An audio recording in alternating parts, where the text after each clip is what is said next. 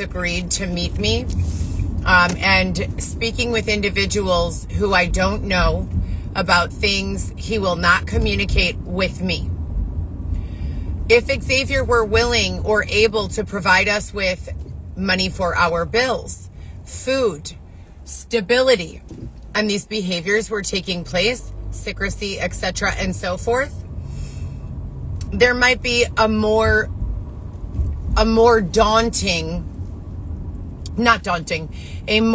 urgent need for me to accept that behavior, at the very least in the interim. But because Xavier is living with me,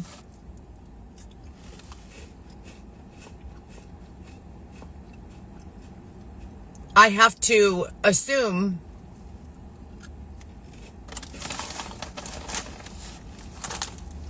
that his secretive behaviors are for one of several reasons. Number one, either he's trying to protect me.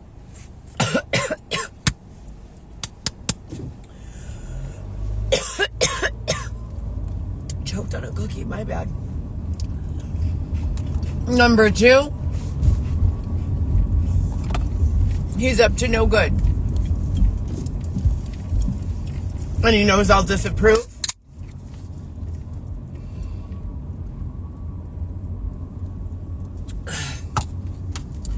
Or number three,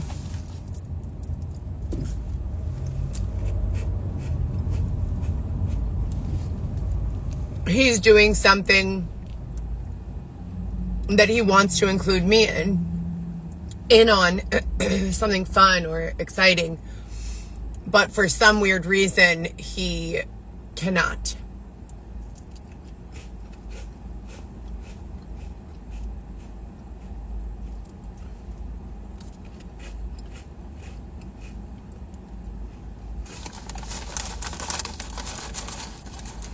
Either way, it's been a very rough 7 days. I just drove to the south side of Chicago.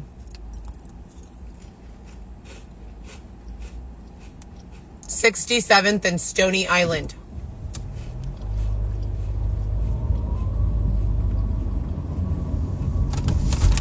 I went to the bank, Chase, and I was not permitted to withdraw my funds.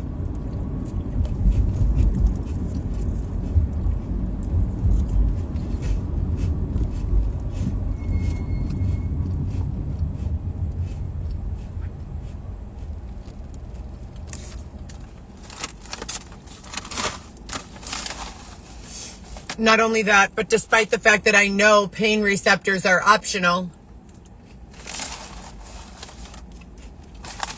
they've given me a number of strategic headaches.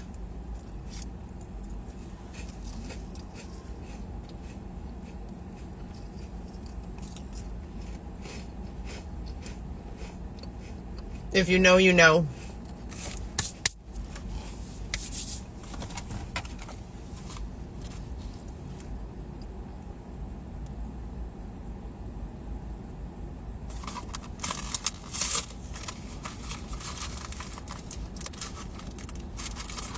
I don't believe in taking medicine most of the time, with one exception. You've tried everything else, and you're still not getting the results that are desired for your own situation, for your own body, etc. So, down the hatch.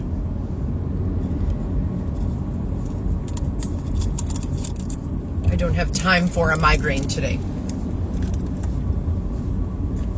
I have an entire car payment due.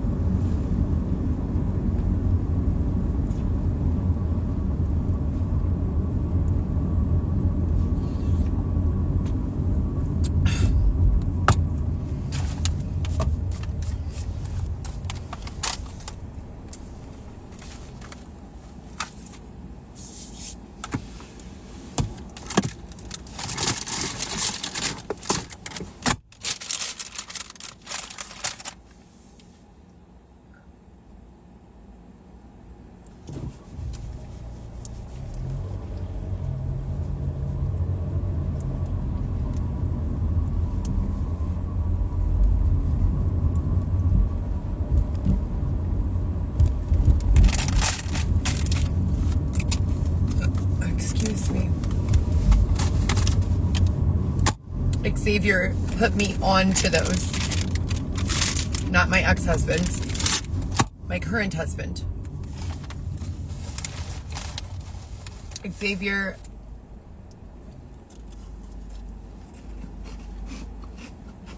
through no fault of his own yesterday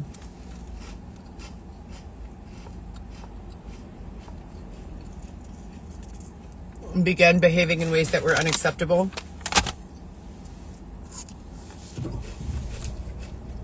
Referencing the on-the-line communication that was being received, he said, yes, I could answer their questions. And then after doing so, began to yell and call me names and scold me and make me feel really bad about myself, referring to me as an it or that. He's the one who's been cross-dressing, not me. So he's back in man clothes now for the last week. I've been wearing women's clothes my entire life because I'm a woman.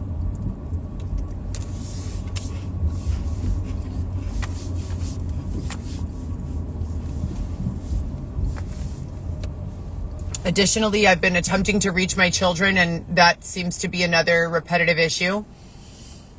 Intermittently. They have curated on a number of occasions at the discretion of the higher authority. This type of curation would no longer be permitted, which makes me believe that we've reached a regression in the evolutionary cycle so bad that the authority of this demographic believes that using the well-being of children or threat of there being an issue or a possibility that the well-being of children could be in question becomes an acceptable form of coercion and control. So I'm just going to ignore it. And if there's something wrong, then I guess it would be the fault of, the circumstances and the person's engaged, because I cannot continue to unnecessarily draw negative or positive attention to my children or family members. All that it does is make them uncomfortable. I love my children. I love my family members. I don't want them to feel uncomfortable or unsafe. Usually over the last 6 years, when they would make this implication that there could possibly be an issue with the safety of my children, they would then expect that I would call or go on to social media and cry and beg and do all of these things, because I did those things. And subsequent to doing those things, I was referred to as crazy. I was told that there was nothing going on. I would call law enforcement of those jurisdictions. I would also call friends and family members, and they would say, you're overreacting. You need to calm down. Just because they haven't returned your call for a day doesn't mean that there's anything going on. I'm aware of OTL takeovers. I'm aware of hostile takeovers. I'm aware of the way they play demon and angel. I'm aware, okay? So if I am informing you that I have an inclination that there must be something the matter, then it's your job to, number one, find a solution. And number two, prevent the same problem from taking place again and again and again. My daughter and her boyfriend had to move to an undisclosed location because of all of the harassment the last round.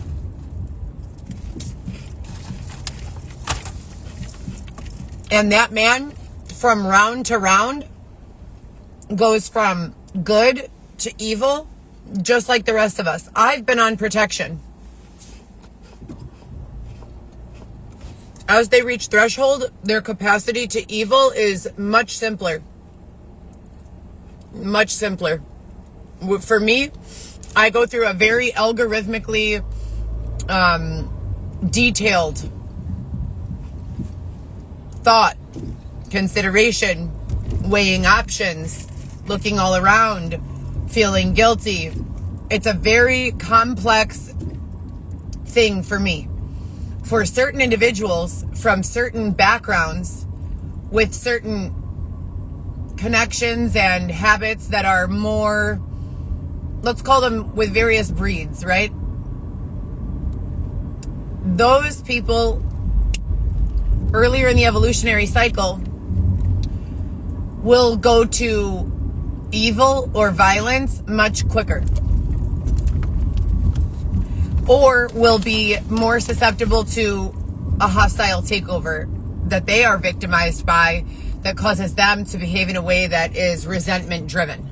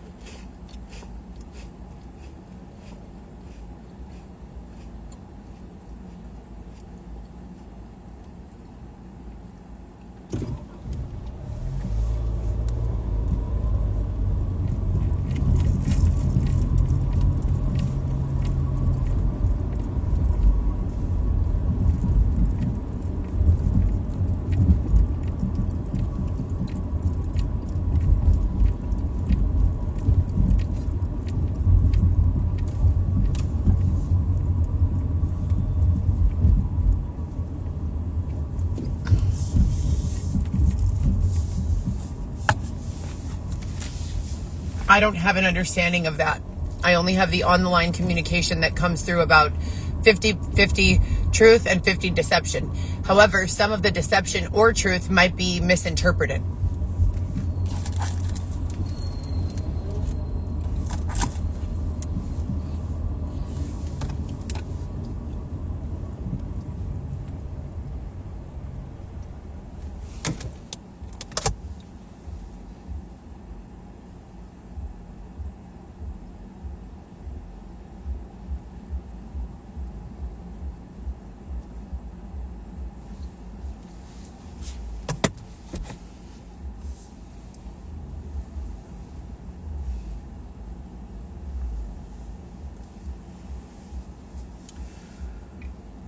For the higher power, there is some sort of unspoken, communicated expectation of secrecy in various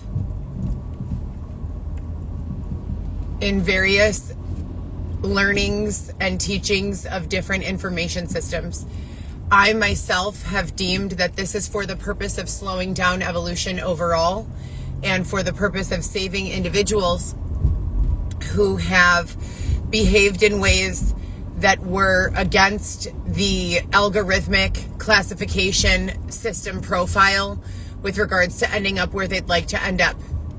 And that in an effort to deceive the algorithmic classification profile, they are communicating with other individuals in an effort to maintain secrecy or classification of certain documents and knowledge and intellectual property, because then they believe there will be a larger demand at the top of classification or in the more desirable locations.